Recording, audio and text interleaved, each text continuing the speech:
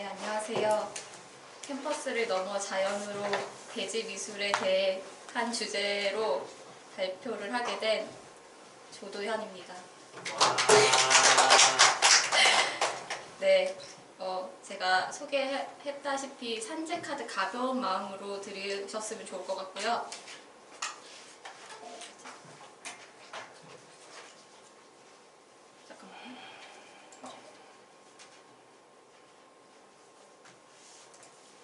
목차는 대략적으로 이제 대지미술이 어떤 건지 설명을 하고, 그 다음에 이게 어떻게 발생되었는지, 그리고 이것을 만든 이제 대표 작가들, 그리고 이 대표 작가들이 만들어낸 이 대지미술이라는 경향의 전체적인 특징이 어떻게 현대미술에 영향을 줬는지 이런 순서대로 말씀드리도록 하겠습니다. 그래서 대지미술은 말 그대로 랜드아트, 영어로 랜드아트 아니면 얼스워크라고도 얘기를 하는데요. 대지, 지구의 표면 위에 표면 자체 아니면 그 대지라는 그 표면 내부의 어떤 형상을 디자인하여 자연 경관 속에 작품을 만들어내는 예술이라고 할 수 있습니다. 그래서 말 그대로 대지나 아니면 그 대지에 대한 어떤 형체를 만들어내는 예술이라고 할 수 있는데요. 이 이름은 처음에 뉴욕의 1968년 뉴욕의 드원 화랑에서 얼스워크라는 전시가 처음 전시가 되었었는데요. 그때부터 이 이름이 시작되었다고 합니다. 그래서 이 얼스워크는 여기 보이는 브라이언 앤들리스라는 작가의 SF 과학 소설 제목에서 사용이 되었다고 해요. 처음에 진행되었었던 얼스워크 전에서 이제 전시를 했던 작가들의 사진이고요. 여기서 나온 작가들이 저희가 이제 대표 작가들이다 얘기하는 작가들로 거듭나게 됩니다. 그래서 이 작가들은 이따가 소개해 드릴 거고요. 이 얼스워크는 그 드랑 화랑에서 진행된 것처럼 처음에는 자연에서 나오는 재료들을 사용을 해서 작업을 했어요. 그래서 나뭇가지나 돌, 아니면 흙, 이렇게 자연에서 볼 수 있는 자연 소재들을 가지고 작업을 만들었다고 해요. 그래서 이 얼스워크가 4개월 뒤에는 또 코넬 대학에 있는 화이트 뮤지엄에서 또 대지미술, 이 얼스전이라고 해서 두 번째 전시가 또 진행이 되고요. 그렇게 하면서 점차적으로 이름이 알려지게 됩니다. 그러면 이 1968년도에 그 전후에 시작된 이 대지미술이 발생되었었던 그 사회적 배경을 먼저 한번 보려고 해요. 1960년대 역사적 배경에는 되게 혼란스러우면서도 되게 다양한 운동들이 진행되었던 시기였어요. 그래서 1960년대 일단 미국에서는 베트남 전쟁이 계속 진행 중이었고, 종전이 되는 75년대까지 유럽이나 일본 아니면 미국에서 계속 이 젊은이들이 반전 시위를 일어났던 시기였어요. 그리고 지난 발표 때 현석 씨가 얘기해 주셨던 그 할렘 르네상스가 그 운동이 벌쳐졌었던 계기가 될 수 있었던 그 미국에서도 흑인 인권 운동들이 전개가 되어 있었거든요. 그래서 1963년도 8월 28일 워싱턴 DC에서 마틴 주니어 루터 킹이 I have a dream이라는 그 연설을 했었을 당시였고요. 그리고 1960년도에 이제 2차 세계대전 이후에 폐해가 많았던 영국이나 아니면 유럽에서는 그 전쟁을 겪은 구세대들과 전쟁을 겪지 않고 태어났던 신세대들 간의 가치의 대립이 있었어요. 그리고 이 당시에 여성 인권에 대한 운동도 전개가 되었는데 1964년 마리 퀀트라는 영국 디자이너가 자신의 런던 매장인 바자르에서 처음 미니스커트를 등장하게 됩니다. 그래서 미니스커트가 대중화되면서 새로운 변화를 요구하는 움직임들이 계속 일어났고요. 그래서 여성 해방 운동이 전개되고, 그리고 여성 인권 운동까지 전개되는 등 되게 다양한 운동들이 전개되면서 사회적으로 전반적으로 불안하고 어수선한 시기였어요.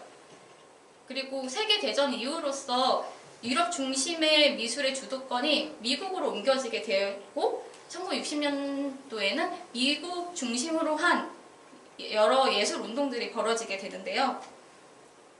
저희가 가장 미국적이다라고 얘기도 많이 했던 파퓰러 아트 줄인 팝아트가 1960년대에 성황을 하게 됩니다. 1950년대 전후에 그 추상 표현주의가 굉장히 전 세계 예술계를 되게 휩쓸었는데요. 이때 팝아트가 또 등장을 하면서 또 아니면 또 다른 다양한 미술들이 전개가 되면서 여러 유형들의 미술들이 새로운 모습을 보여주게 됩니다.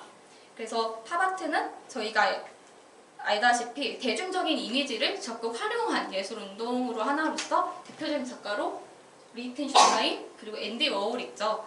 그래서 이 1962년에 리히텐슈타인이 이 뉴욕 네오 카스텔리 갤러리에서 처음으로 이 만화 그림을 캔버스로 옮기는 첫 전시 개인전이 열어졌다고 해요. 그래서 이 전시를 보고 나서 앤디 워홀이 감흥을 받아서 그 다음에 만든 작품이 이 캔버스에 그림으로 옮긴 캔벨스포 캔이라고 합니다. 그래서 뭐 처음 시작은 다른 작가가 하였을지라도 우리가 가장 익숙하게 생각하는 이 팝아트를 보면 우리가 팝아트의 키워드는 보통 그렇잖아요. 대중적, 상업적이다, 아니면 뭐 세속적이다, 뭐 미국적이다 이런 다양한 단어들이 나오고 있는데 오히려 이런 팝아트의 약간 세속적인 경향을 또 반대하는 또 움직임들이 있었다고 해요. 그래서 또 다른 나온 경향이 미니멀 아트입니다. 말 그대로 미니멀, 최소한의 기교를 추구하는 미니멀 아트인데 이 미니멀리즘도 1960년대에서 70년대까지 미국을 중심으로 생겨난 경향 중에서 하나예요. 그래서 작품 내부에 원래는 우리가 어떤 작품을 만들 때 거기 안에 작가의 생각과 가치가 담겨 있는 것을 굉장히 중요시 여겼었는데 이 미니멀 아트에서는 그런 작가의 생각이 들어가는 것을 배제하고 사물 자체에 고유한 뭔가 형태, 성질이 있는 것에 기본적으로 전제를 깔고 시작을 하는 작품이 특징이에요. 그래서 대표적인 작품이 하나가 프랭크 스텔라의 톰린슨 공원입니다. 이 작품만 보면 제목과 이게 과연 연계가 될까 싶을 정도의 생각이 들어지는데 이거 자체는 작가의 그 주관이 배제되고 이 자체의 형태, 평면에서 나오는 그런 형태를 더 중요시 여기기 때문에 이때의 미니멀리즘의 특징은 똑같은 색이 반복되거나 아니면 이렇게 기하적인 형태들이 계속 반복되고 나열되는 그런 형태를 보통 띄어진다고 해요. 근데 이거는 또 한편으로는 너무 지나친 형식주의가 아니냐 이런 또 생각을 가지고 있는 작가들이 또 나타났다고 합니다. 그러면서 들어가는 게 개념 미술이 등장하게 되는데요. 개념 미술은 그 전에 이제 마르셀 듀상이 레디메이드를 표현한 것처럼 레디메이드는 그 대량 생산한 그 제품을 그러니까 미술 작품화해서 전시를 하는 건데 그 마르셀 듀상이 세물 표현을 할 때는 그냥 평범한 소변기에 사인을 하고 이걸 세밀한 추풍을 하면서 과연 예술품이 정확히 무엇인가? 라는 그걸 의문을 던지기 시작했는데요. 이게 60년대, 70년대 들어와서 확산된 개념 미술은 작품에 들어가는 개념 자체가 미술이 될 수 있다라고 하는 개념입니다. 어떻게 보면 어떤 그림을 아니 어떤 대상을 어떻게 아름답게 표현을 하고 어떻게 구상을 해서 표현해낼 것인가가 중요한 게 아니라 어떤 작가의 아이디어가 표현되는가 그 아이디어에 초점을 맞춘 게 개념 미술인데요. 예를 들어서 이 조지프 코프스의 하나이면서 셋인 의자가 대표적인 개념 미술 작품 중에 하나라고 할 수 있는데요. 제목처럼 세 가지 의자가 놓여 있어요. 하나는 우리가 진짜 앉을 수 있는 의자, 하나는 그 의자를 찍은 사진, 그리고 그 오른쪽에는 의자 체어라는 단어를 설명한 문구. 그렇게 해서 이제 세 가지 하나이면서 세 가지 모습의 의자를 나타나게 하면서 관객들에게 이런 질문을 던집니다. 그럼 이 세 가지 중에서 어떤 게 진짜 의자예요? 그리고 되게 이것도 의자고 이것도 의자고 저것도 의자 같잖아요. 그러니까 이 작가는 이 의자에 대한 물리적이고 아니면 이런 상징적일 수도 있는 언어적인 이런 표현들 모두가 다 예술이 될 수 있다고 표현을 하는데요. 그래서 개념 미술은 사물이 어떻게 관객이 인식할 것인가에 대해 초점을 맞추기 시작을 했어요. 그래서 개념미술은 이런 글자도 예술이 될 수 있다고 생각을 해서 우리가 갖고 있는 우리가 예술 작품에는 이걸 소유한다 이런 개념을 탈피시키고 어떤 것들도 예술이 될 수 있다라는 개념을 사람들에게 인식을 시켜주게 됩니다. 그래서 나오는 대지미술도 그 개념미술에서 나와서 그 개념미술이 갖고 있는 생각 아니면 제작 방식들을 차용을 해서 나오게 돼요. 그래서 나온 것이 대지미술입니다. 그래서 기존에 계속 다른 경향들이 나오는 것도 기존에 있는 미술의 방식과 틀을 벗어나기 위한 다양한 고민들이 계속 만들어져서 다른 운동들이 진행이 되는데 대지미술은 도시와 근대화에 따라서 자연스럽게 환경 문제에도 관심을 가져진 것도 영향이 있고요. 그리고 미니멀 아트와 개념 미술에서 주는 작품 자체가 이거 아름답다라고 하는 미적인 것보다 어떤 것이 나에게 어떤 아이디어가 충격으로 다가오느냐 그런 관점을 중심으로 다양한 미술들이 융합이 돼서 새롭게 만들어지게 되었습니다. 혹시 빠른가요? 아니요, 괜찮아요. 네, 그래서 대지미술 레스 레빈이 얘기한 특징이 어떻게 보면 대지미술을 대변한다라고 얘기할 수가 있는데 공간은 공기와 동등하고 공기는 마음과 마음은 생각과 생각은 영역과 같다. 이것이 내 생각과 내 활동의 범위이다. 이렇게 얘기를 하고 있습니다. 그 말은 내가 생각하는 정도가 그만큼의 내 생각을 표현할 수 있는 캔버스라고 얘기할 수 있는 것이죠. 그래서 원래 저희가 보통 많이 보고 익숙한 풍경은 이런 풍경이잖아요. 어떤 특정한 공간에서 바라보는 특정한 캔버스 안에 있는 그런 작품들에 대한 생각을 좀 더 벗어나게 하는 시각을 제공합니다. 그래서 대지미술의 특징은 장소성, 시간과 공간, 그리고 행위와 과정 이렇게 세 가지로 나눠지는데요. 이건 일단 작가들 작품들을 보고 나서 정말 이런가 한번 보실 수 있도록 다시 말씀드리도록 하겠습니다. 그래서 대지미술의 경향과 작품들 그리고 대지미술가들의 성향들이 정말 굉장히 다양해서 하나로 이렇다 얘기하기가 참 어렵긴 하지만 가장 공통적인 특징은 그 대지미술의 개념을 말씀드린 것처럼 장소에 대한 특징이 굉장히 뚜렷합니다. 그래서 그런 캔버스 아니면 그 화랑이라는 미술관이라는 공간을 벗어나서 자연이 중심이 되는 미술이에요. 그래서 장소 규모에 따라 아니면 자연을 어떻게 바라보는 시선에 따라 뭐 얼스워크, 사이트워크라고 나눠지더라고요. 그래서 얼스워크는 이 자연 자체, 이 대상 자체 전체를 보는 관점을 작품으로 나타냈을 때 얼스워크라고 얘기하고 사이트워크라고 하는 작품들을 만든 작가들은 자연 속의 한 나무가 된 것처럼 약간 건축학적인 요소를 담은 작품들을 했다 해서 얼스워크, 사이트워크라고 나누기도 하더라고요. 그래서 저는 좀 더 많은 작가들이 있지만 대표적으로 6 작가들을 말씀드리려 하고요. 이거는 기준이 어떻게 보느냐에 서 달라져서 이게 정확하다고 딱 나눌 수는 없고 제가 보는 관점에서 나눠보았습니다. 그래서 첫 번째로 말씀드린 거는 로버트 스미드슨이라는 작가입니다. 대지미술가 이렇게 만약에 네이버나 구글에서 쳐주시면 로버트 스미드슨이 제일 먼저 나와요.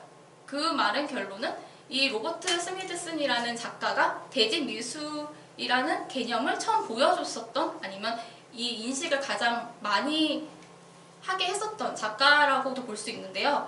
그 1968년에 진행되었던 대지미술전에서도 처음 같이 전시를 했었던 작가이기도 하고요. 1938년에 미국에서 출생한 작가예요.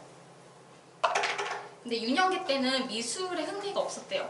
오히려 지질학, 자연사, 박물관 이런 데서 많이 가고 그런 자연에 관련돼서 관심이 더 많았었는데 다 8살 땐가? 그때 부모님들과 미국 횡단을 하게 되대요. 그러면서 이제 미국의 광활한 사막과 초원과 이런 것을 보면서 약간 자연에 대한 시각이 좀 넓어지는 계기가 되었다고 하더라고요.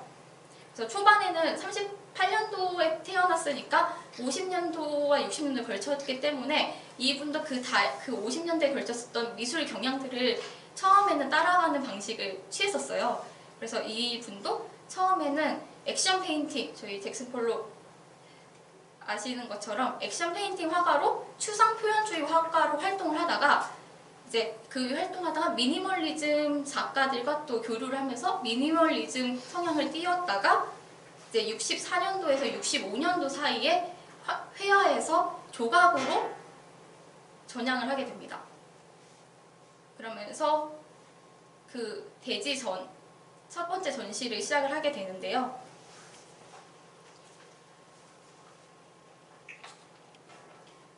이게 처음에 로버트 스미드슨이 표현한 넌 사이트라는 시리즈 중 하나입니다.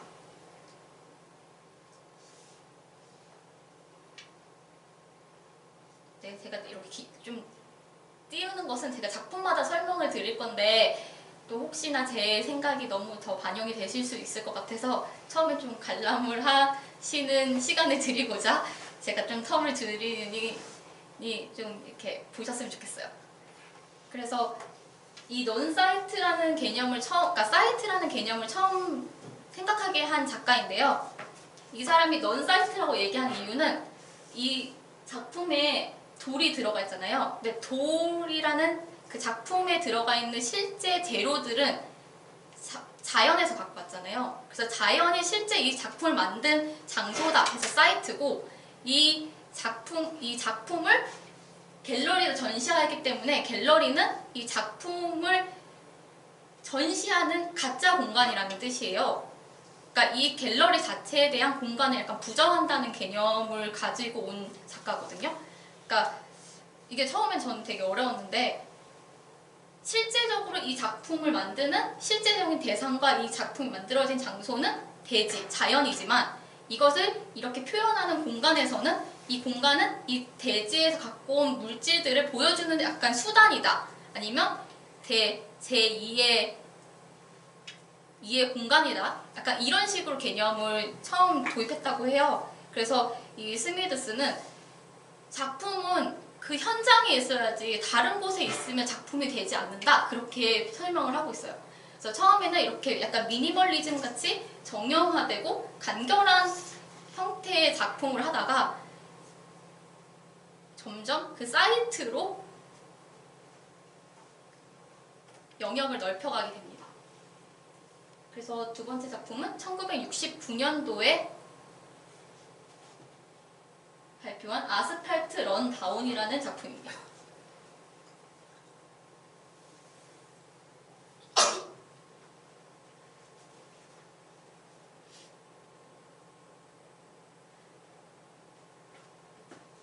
이 작품이 사진으로 남겨져서 그렇지 원래는 이게 야산이거든요. 야산에다가 아스팔트를 그냥 이렇게 런다운 그냥 떨어서 부은 거예요. 그 행위 자체를 표현을 하는 건데 이 로버트 스미드스는 그러니까 폐광 아니면 퇴적지, 산업재해 지역 이렇게 약간 훼손된 지역들을 장소로 삼았어요. 삼으면서 지금 아스팔트를 경사면에 부으며 그 아스팔트 산업 쓰레기를 이렇게 부으면서 미술이랑 사회에서는 그 가치의 척도가 다르다 이런 것을 보여주는 작품입니다. 그래서 산업사회에서는 되게 유용했었던 물질들이 미술 작품으로 미술이라는 영역으로 들어왔을 때는 이 의미가 그렇게 가치가 있지 않아서 그러니까 부어버린다 약간 이런 의미를 담고 있거든요. 그래서 이 로버트 스미드스는 버려진 공간에 대해서 약간 재창조를 시키면서 약간 이 자연을 보는 시각을 좀 다르게 보는 접근을 하려고 노력을 했는데요. 이 작품이 가장 대표적인 작품이에요. 크기가 상상이 안 가시죠? 이 멀리서 상공에서 찍은 사진인데요. 여기서 보면 그 오른쪽이 로버트 스미드슨이거든요. 그래서 이 너비가 4.5m예요. 그래서 아이고 왜 맨 끝으로 갔지? 잠깐만요. 이상으로 발표를. 이거 어떻게 가야 돼? 잠시만요. ESC 누르고 이게 핵심인데. 그게 들어 올려. 네. 이게 지금 이게 핵심이에요. 못 본 걸로 할게. 걱정하지 네. 마.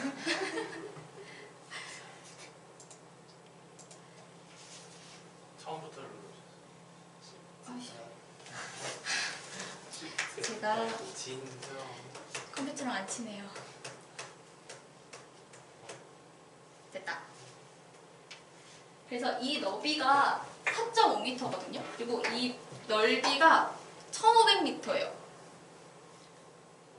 450m. 1,500피트. 450m.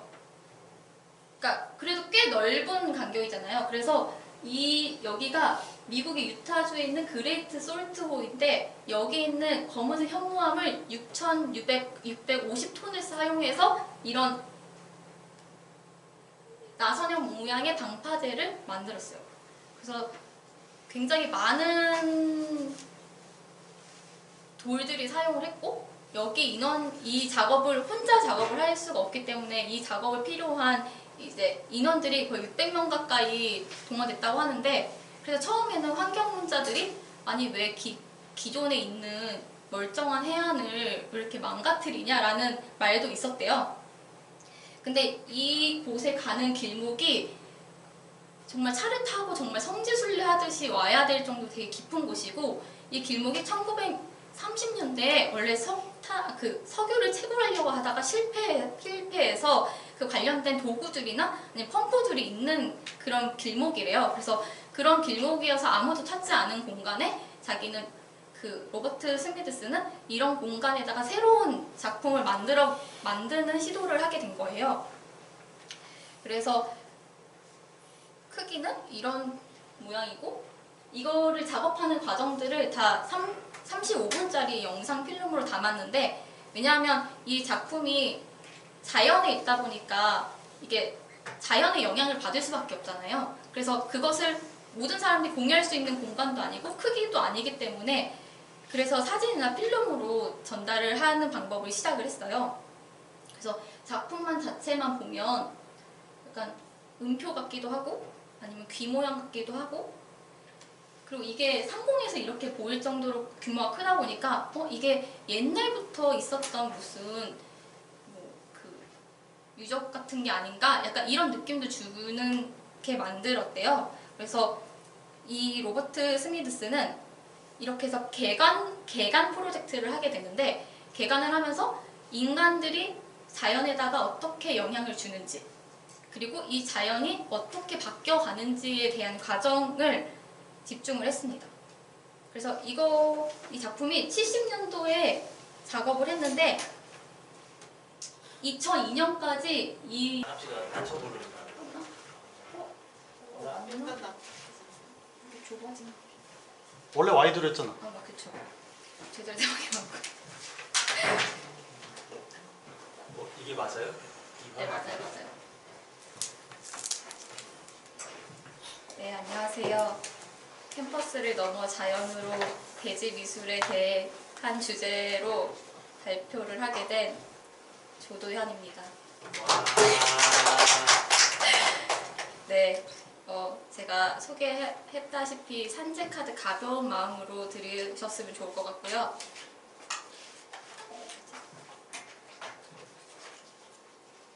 잠깐만요.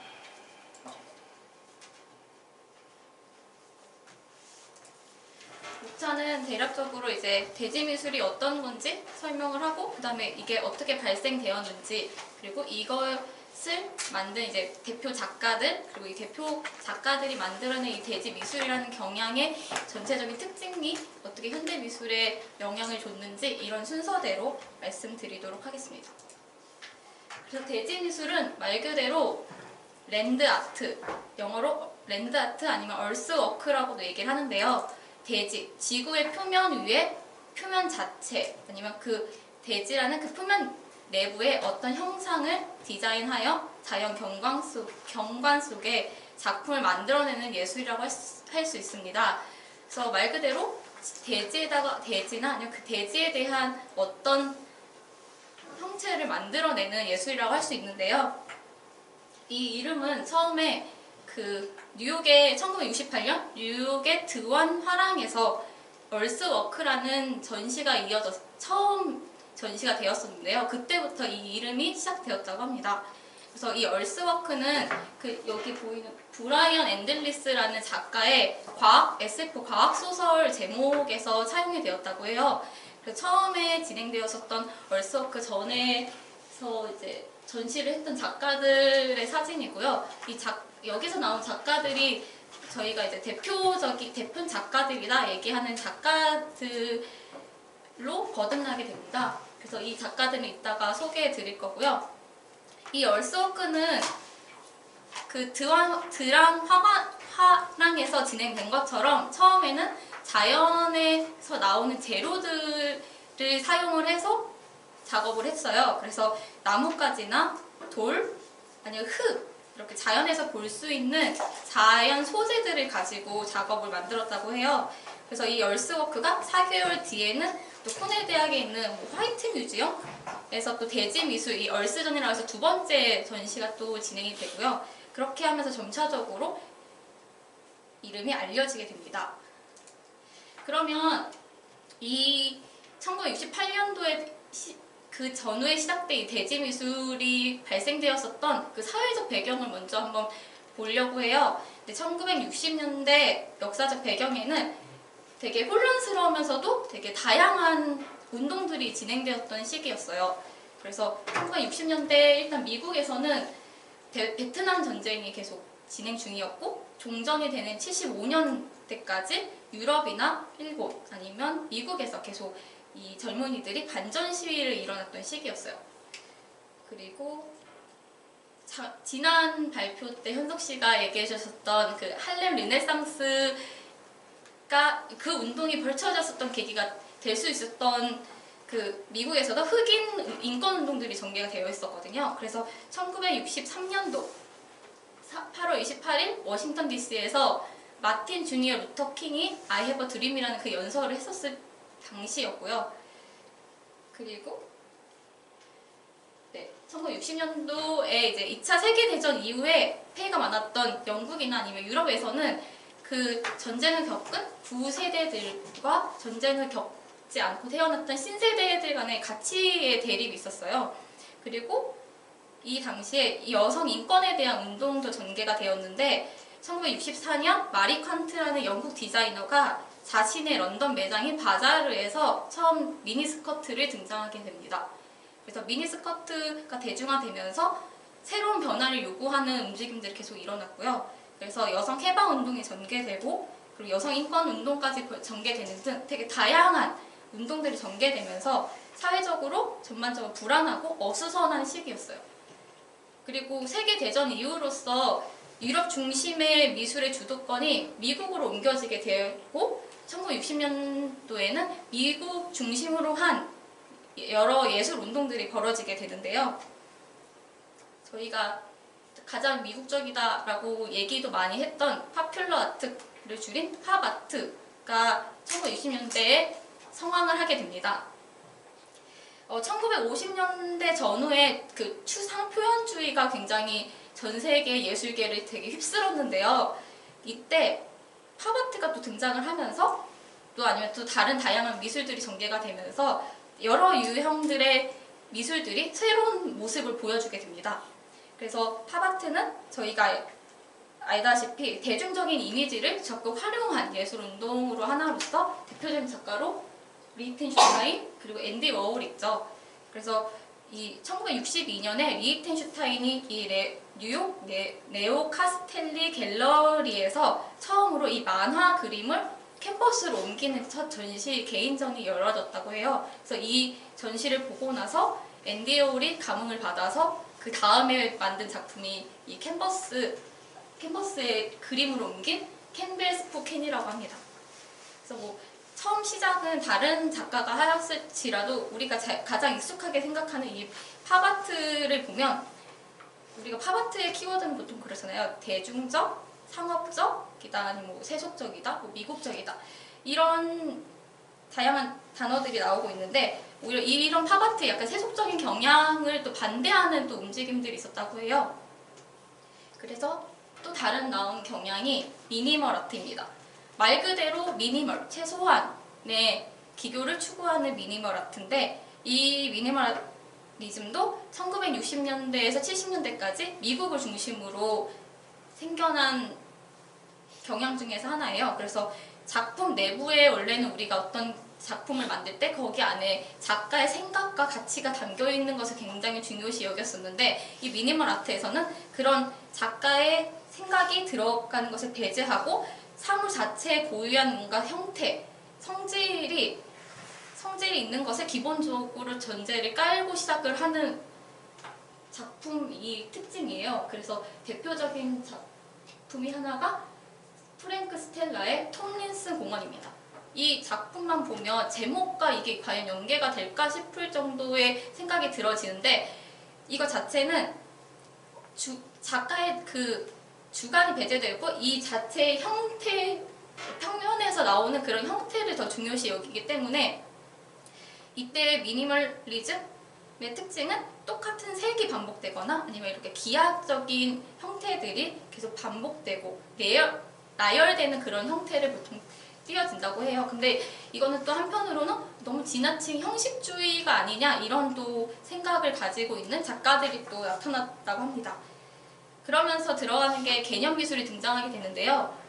개념 미술은 그 전에 이제 마르세유 듀상이 레디메이드를 표현한 것처럼 레디메이드는 그 대량 생산한 그 제품을 그러니까 미술 작품화해서 전시를 하는 건데 그 마르세유 듀상이 세물 표현을 할 때는 그냥 평범한 소변기에 사인을 하고 이걸 세밀하게 추품을 하면서 과연 예술품이 정확히 무엇인가? 라는 그걸 의문을 던지기 시작했는데요. 이게 60년대, 70년대 들어와서 확산된 개념 미술은 작품에 들어가는 개념 자체가 미술이 될 수 있다라고 하는 개념입니다. 어떻게 보면 어떤 그림을 아니 어떤 대상을 어떻게 아름답게 표현을 하고 어떻게 구상을 해서 표현해낼 것인가가 중요한 게 아니라 어떤 작가의 아이디어가 표현되는가 그 아이디어에 초점을 맞춘 게 개념 미술인데요. 예를 들어서 이 조지프 코프스의 하나이면서 셋인 의자가 대표적인 개념 미술 작품 중에 하나라고 할 수 있는데요. 제목처럼 세 가지 의자가 놓여 있어요.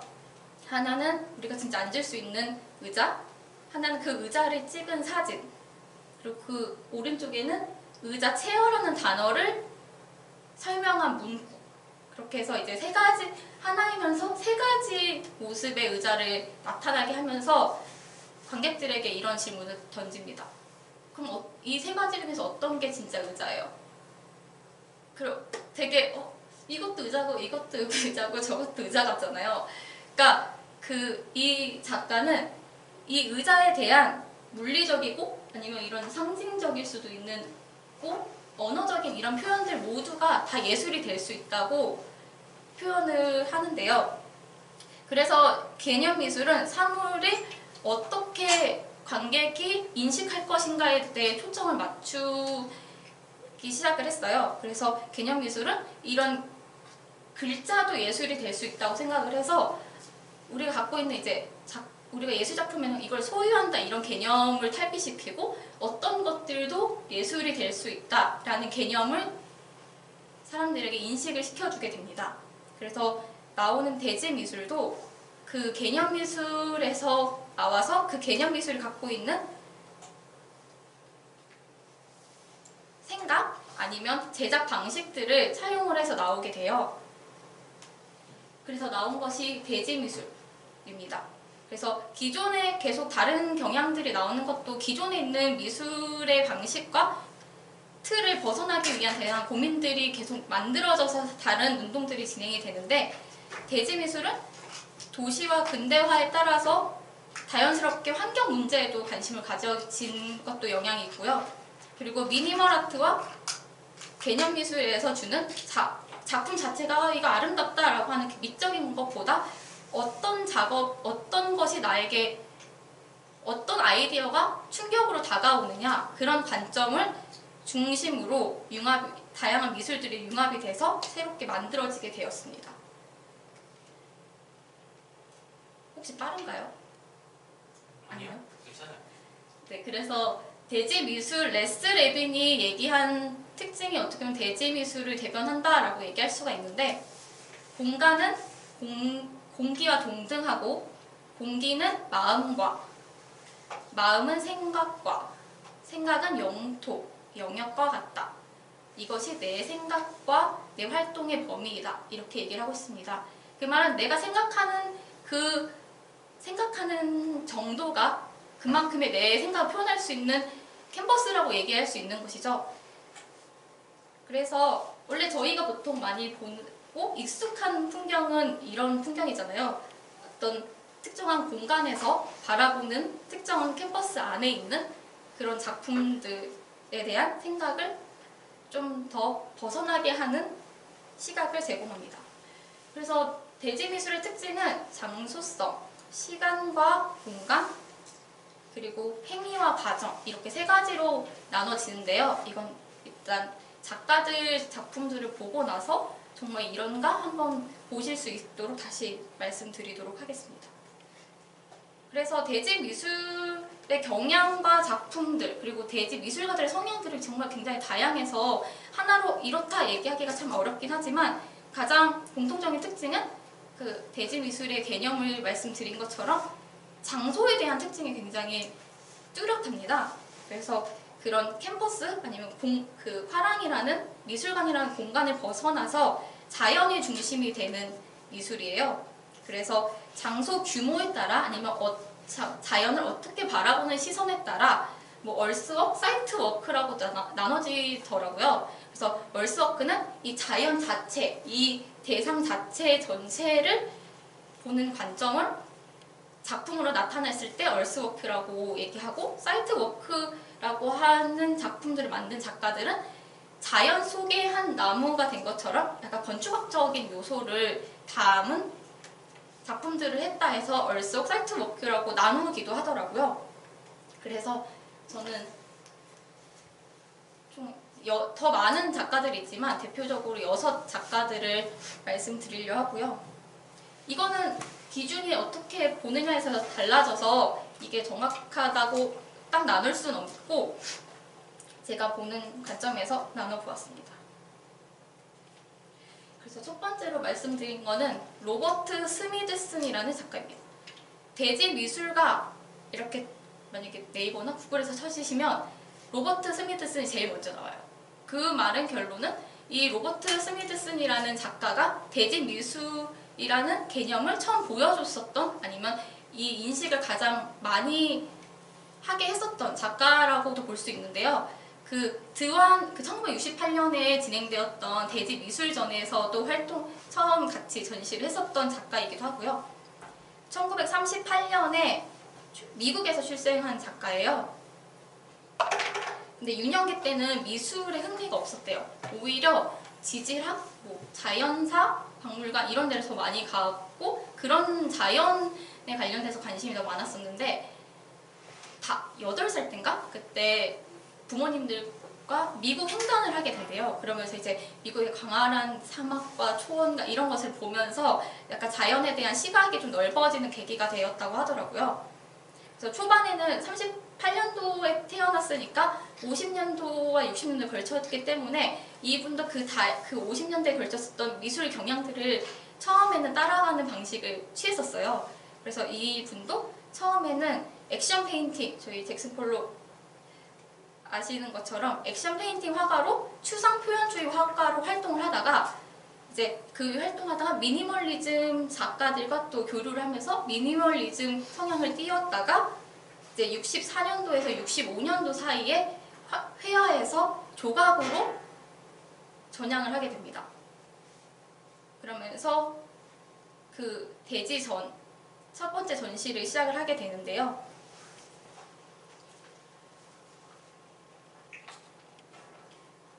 이게 처음에 로버트 스미드슨이 표현한 넌 사이트라는 시리즈 중 하나입니다.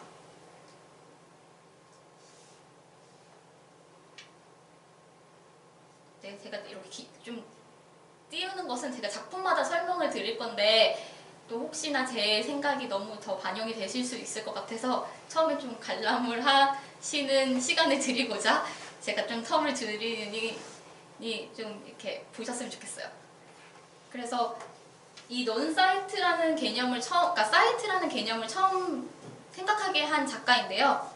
이 사람이 넌사이트라고 얘기한 이유는 이 작품에 돌이 들어가 있잖아요. 근데 돌이라는 그 작품에 들어가 있는 실제 재료들은 자연에서 갖고 왔잖아요. 그래서 자연이 실제 이 작품을 만든 장소다 해서 사이트고 이 작품을 갤러리에서 전시하기 때문에 갤러리는 이 작품을 전시하는 가짜 공간이라는 뜻이에요. 그러니까 이 갤러리 자체에 대한 공간을 약간 부정한다는 개념을 가지고 온 작가거든요. 그러니까 이게 처음엔 저는 되게 어려웠는데 실제적으로 이 작품을 만드는 실제적인 대상과 이 작품이 만들어진 장소는 대지, 자연이지만 이것을 이렇게 표현하는 공간에서는 이 공간은 이 대지에서 갖고 온 물질들을 보여주는 약간 수단이다. 아니면 제2의 공간이다. 약간 이런 식으로 개념을 처음 도입했다고 해요. 그래서 이 스미드스는 작품은 그 현장에 있어야지 다른 곳에 있으면 작품이 되지 않는다. 그렇게 설명을 하고 있어요. 그래서 처음에는 이렇게 약간 미니멀리즘 같이 정형화되고 간결한 형태의 작품을 하다가 점점 그 사이트로 영역을 넓혀가게 됩니다. 그래서 두 번째 작품은 1969년도에 발표한 아스팔트 런 다운이라는 작품입니다.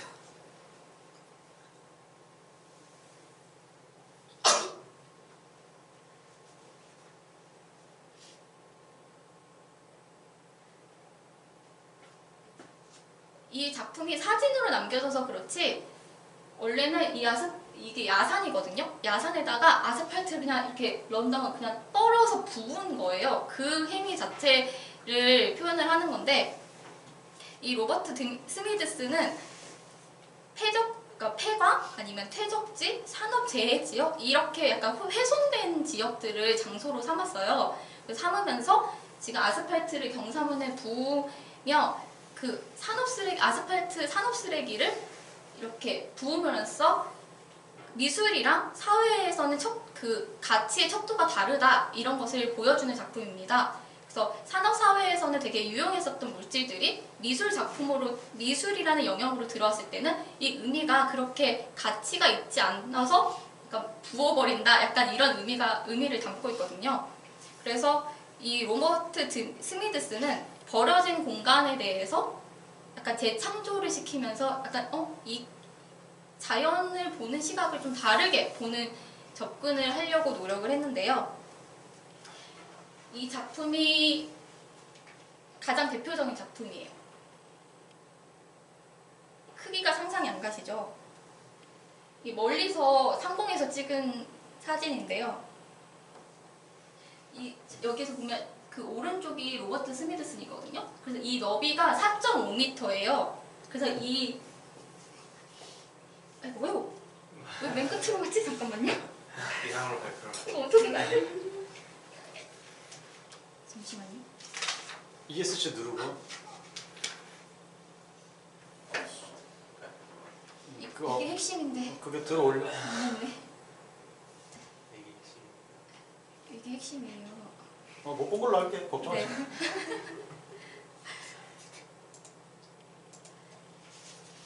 처음부터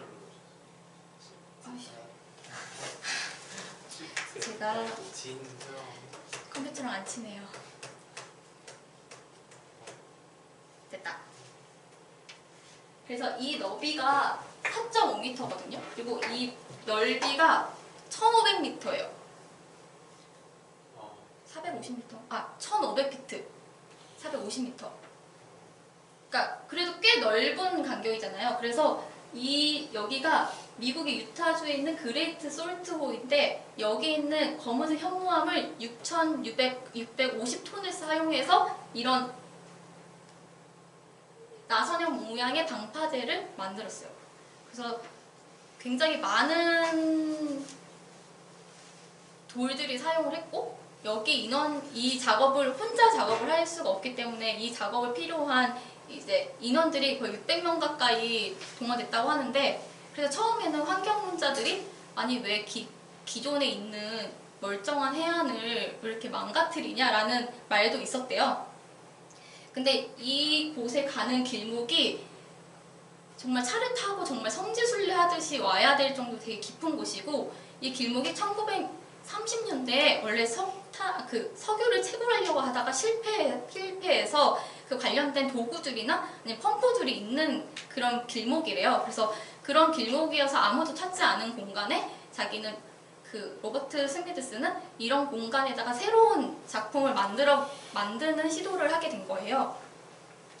그래서 크기는 이런 모양이고 이거를 작업하는 과정들을 다 35분짜리 영상 필름으로 담았는데 왜냐하면 이 작품이 자연에 있다 보니까 이게 자연의 영향을 받을 수밖에 없잖아요. 그래서 그것을 모든 사람들이 공유할 수 있는 공간도 아니고 크기도 아니기 때문에 그래서 사진이나 필름으로 전달을 하는 방법을 시작을 했어요. 그래서 작품만 자체만 보면 약간 음표 같기도 하고 아니면 귀 모양 같기도 하고 그리고 이게 상공에서 이렇게 보일 정도로 규모가 크다 보니까 이게 옛날부터 있었던 무슨 유적 같은 게 아닌가 약간 이런 느낌도 주는 게 만들었대요. 그래서 이 로버트 스미드스는 이렇게 해서 개간 프로젝트를 하게 됐는데 개간을 하면서 인간들이 자연에다가 어떻게 영향을 주는지 그리고 이 자연이 어떻게 바뀌어가는지에 대한 과정을 집중을 했습니다. 그래서 이 작품이 70년도에 작업을 했는데 2002년까지 이 호수가 물에 잠겨가지고 이 작품이 볼 수가 없었어요. 그러다가 2003년도에 여기 가뭄이 들어오면서 이곳에 있는 물이 빠지면서 이제 작품이 보이기 시작했는데 원래는 검은 현무암이었는데 여기가 솔트호잖아요. 그래서 이 현무암에 미생물들이 자라고 번식을 하면서 소금 결정체들이 쌓여서 흰 모양이 된 거예요. 그래서 이 작가는 계절에 따라 시간에 따라 변화를 하면서 인간이 작업을 한 어떤 개간된 공간이어도 결국은 자연에 따라 자연으로 돌아간다 이런 의미를 닮았다고 하더라고요. 그래서 처음에는 그냥 인간이 만들어낸 어떤 인공적인 물질이라고 아니 인공적인 무슨 건축이라고 얘기할 수 있지만 결국은 나중에는 자연의 모습으로 돌아간다라는 의미로 자연에 인간이 주는 영향을 느끼게 하는 척도의 작품이 되었다고 합니다. 그래서 이 작품은 그 다음에 만들어진 깨어진 원이라는 작품이에요. 네덜란드에서 만들었는데요. 원래 네덜란드의 어떤 초원이나 아니면 해안가에서 만들려고 했는데 그 작가가 네덜란드에 도착을 하니까 굉장히 경작된 곳들이 너무 많아서 이 작품을 그런 곳에다 기존에 있는 해안이나 이런 데다 작업을 할 수 없겠다 해서 채석장을 선택을 합니다. 그래서 71년도에 공식적으로 개간 프로젝트 이름 아래 이런 여러 작품들을 진행을 하면서 산업적으로는 되게 황폐화된 공간이지만 이곳도 예술이 될 수 있다라고 해서 풍경을 미술로 변경한 작품입니다. 멀리서 보면 또 이렇게 생겼어요. 약간 오락실에서 많이 보던 그런 느낌이죠. 네, 다음은 이분이 이렇게 작품을 크게 만들고 그리고 상공에서 사진 찍다 보니까 73년도에 또 다른 작품을 이렇게 사진을 찍다가 추락을 해서 73년도에 돌아가셨어요. 그래서 작품들이 생각보다 많진 않아요. 그래서 초기 작품 이렇게 미니멀리즘 아트 같은 작품들은 있지만 이렇게 큰 작업을 하려면 워낙 공사가 많이 기간이 소요되기 때문에 이렇게 많은 작품들은 볼 수 없지만 이렇게 그 자연에다가 이렇게 커다란 형태로 어떤 사고를 보여줄 수 있었던 작품을 거기 선두했다고 하는 작가입니다. 네, 두 번째는 마이클 하이저라는 작가입니다. 이분도 1944년도에 태어난 미국 작가고요. 이분은 미국 서부에서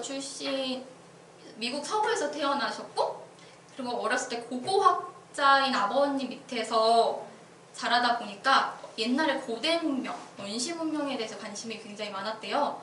특히 그 고대 문명에 있는 어떤 그런 의미보다는 저희가 아는 그런 유적지들의 그 커다하고 웅장한 그 크기에 되게 매료를 되었다고 해요. 그래서 그것을 통해서 그러면 이걸로 여기 그림에서 본 것처럼 어떤 인간이 어떤 작업을 하면서 자연에다 새로운 모습을 보여줄 수는 없을까? 이런 방식에 초점을 주었다고 해요. 근데 이분도 그 미니멀리즘과 개념 미술에 들어오는 것 중에서 상업적인 미술이 이렇게 사고팔 수 있는 그런 상업적인 것에 굉장히 비판적인 사고를 가지고 있어서, 그래서 자연에다가 이거는 누구와도 사고팔 수 없는 그런 작품이다 해서 약간 규모를 더 큰 작품들로 유명을 하고요.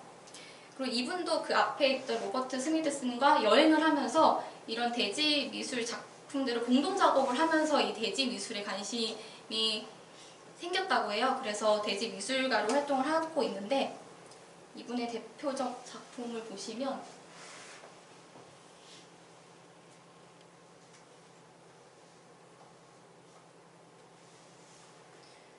저는 이 작품 보면서 도대체 어디가 작품인가 저는 그 생각이 제일 처음 들었거든요. 근데 이게 미국에 있는 네바다주에 있는 협곡이래요. 근데 원래는 이곳이 평범한 평지였어요. 근데 이분이 협곡을 만드신 거예요. 그래서 이 깊이가 어느 정도냐면 이 정도 깊이거든요. 이거를 하셨어요. 직접 하시진 않았겠죠? 근데 이 길이가 저희 뉴욕의 가장 높은 빌딩인 엠파이어 스테이트 빌딩이 102층이거든요. 그 102층 길로 작업을 하신 거예요. 그러니까 어떻게 보면 자연을 아예 사람의 손으로 아예 바꿔놓은 형태잖아요. 그래서 이분은 콜럼버스 이전에 미국에 대해서 관심이 많으셨대요. 그래서 그게 작품의 근원이 되어서 작품을 아예 그 평지를 이렇게 까면서 대지가 담고 있었던 그 시간에 있는 지질학적인 단면을 보여주기도 하고, 이분이 가장 얘기하셨던 게 작품은 작품 속에 들어가 있어야지 작품을 안다, 이런 얘기를 하셨거든요. 그러니까 이 작품 속에 내가 들어가서 사람이 이 작품의 일부가 돼야지 이 작품을 온전하게 느낄 수 있다, 이런 얘기거든요.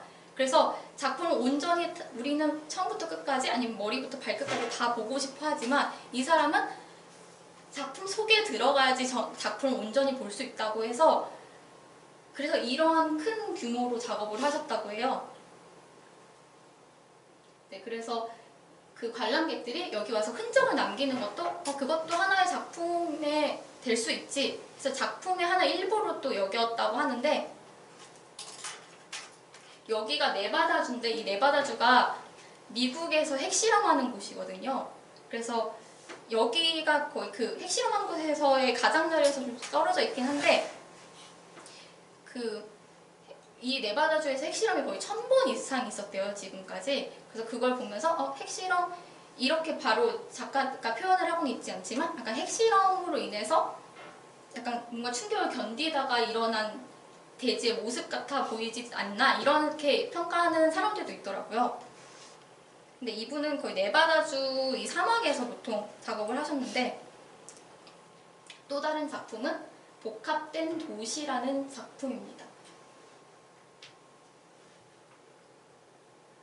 딱 봐도 스케일이 굉장히 다를 것 같죠? 여기도 네바다주에 있는 어떤 사막 쪽에 있는 가든밸리라는 곳에다가 만든 작품인데요. 콘크리트랑 강철로 이 높이가 42m래요. 그러니까 결국 제가 그 앞에 서면 정말 빌딩의 끝을 봐도 볼 수 없을 정도로 굉장히 높은, 왜냐면 그 협곡이 381m였는데 우리 42m도 굉장히 높은 편이잖아요. 그래서 고고학적인 관심이 많았다 보니까 약간 기하학적으로 표현하는 거에 로 표현을 하셨고, 여기서 보면 이 위에 있는 선들이 되게 연결되어 있어 보이잖아요. 근데 옆에서 보면 다 이렇게 떨어져 있는 기하학적인 형태를 보이고 있어요. 그래서 어디서 봤을 때, 멀리서 봤을 때랑 또 가까이서 이 작품을 봤을 때 또 느낌은 굉장히 다를 수 있는, 그래서 이 작품 속에 들어가면 이 광경이 너무 커가지고 다른 주변의 풍경이 보이지가 않는데요.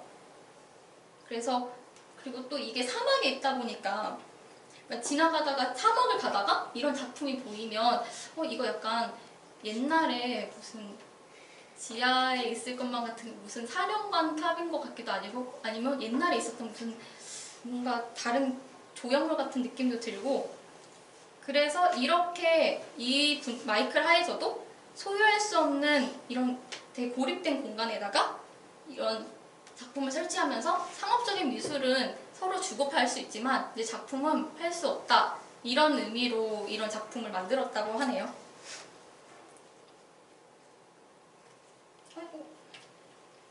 네, 이거는 또 다른 작품인데요. 이건 최근 작품이에요. 2012년도에 LA 카운티 미술관에 전시되어 있는 공중에 떠 있는 돌입니다. 여기가 미술관 광장 앞에 이제 들어가는 입구에 세워져 있는 돌이에요. 그래서 우리 약간 그 국립중앙박물관 보면 되게 넓은 대지가 있고 그리고 박물관에 들어가잖아요. 그러니까 그런 곳 중앙에 있다고 생각하시면 되는데, 이 돌을 자연에 존재하는데 가장 무거운 돌이래요. 그래서 원래는 69년도 그 대지미술 활동을 하실 때 이 작품을 생각을 했는데, 그 당시 기준으로는 크레인이 이 무게를 들 수가 없어서 실패를 하고 2007년도에 새로운 옮길 수 있는 가장 큰 돌을 발견을 해서 옮겨서 LA 카운티 미술관에다가 전시를 했다고 하는데, 이거 작업하는 과정을 한번 보여드릴게요.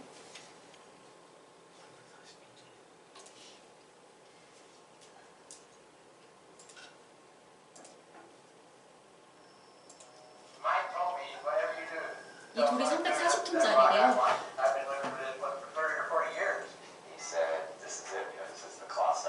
그래서 이 돌을 옮기기 위해서 이 돌이 발견됐던 곳에서 LA 미술관까지 옮겨지는 과정이거든요. 그래서 이 돌을 움직이려고 LA 미술관에서 110억 원의 예산에 들어가지고 작업을 진행을 했다고 하더라고요. 그래서 크레인이 정말 큰 크레인이 이거를 옮기고 있는 과정인데, 2012년도에 이거 옮겨진다고 당시 때 한국에서도 그렇고 이곳에서도 이거에 대한 관심이 되게 집중이 되었다고 해요. 왜냐하면 돌이 움직여서 미술관을 가는 과정이